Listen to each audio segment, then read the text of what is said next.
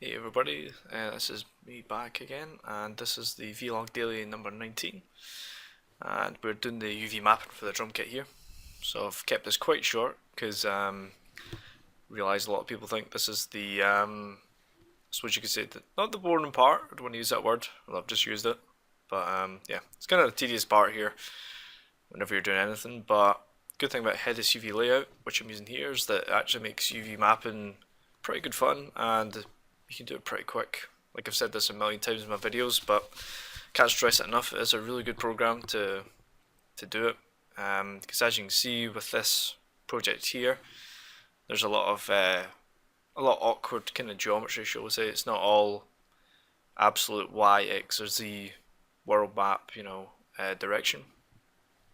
But the good thing is that Hedis UV layout can flatten everything out regardless, so it will always line up well in terms of the UVs. So just working on the hi-hat here, just packing it all.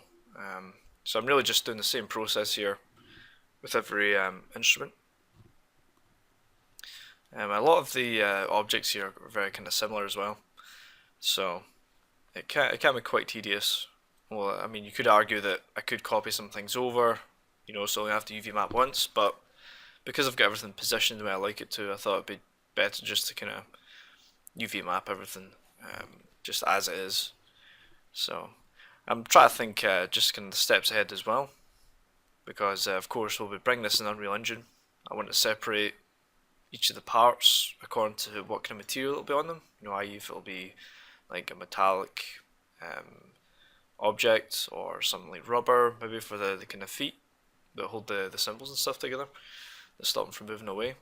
So I'm thinking about all these kind of things at the same time.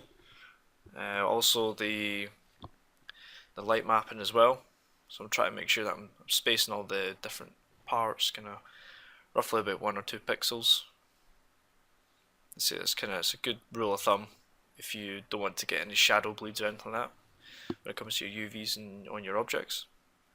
So I'm just working on the bass drum here. So that's the biggest drum here in the drum kit. So just working on that just now. There's a lot, like I say, there's a lot of very similar objects here, but they all get the kind of same UV layout treatment here, just for texture.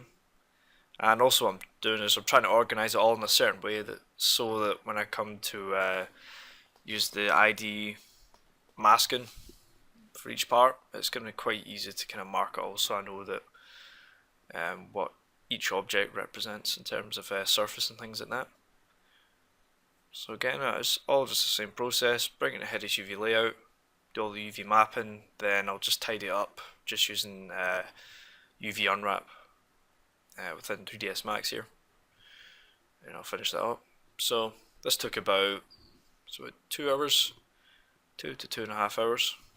So spent quite a bit of time just trying to get it all right, really, because I know that a lot of times if you don't lay out UVs properly, it can actually cost a lot more time just trying to organise it all. So I'm always trying to make sure that I'm doing that as I'm going, sort of thing. So I'm putting it all together here. I'm coming near the end of this here. So really I'm just organising all the UVs that I've made, just making sure they're all lined up properly. And also what I'm doing here with the drum kit is making sure that most of the objects are separate to the drum kit altogether, so that I can move like the cymbals, the snare drums and things like that, just into the right kind of scene. So as you can see here, we've got the final result of the drum kit here. So now that UV mapping and modelling is done, I'm next going to bring this into the Unreal Engine just to see how it looks.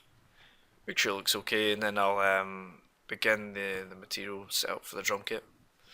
So I thought I'd keep this quite a short video, but again, you're seeing the progress I'm making at the moment. So hope you enjoyed this, and I will speak to you very soon.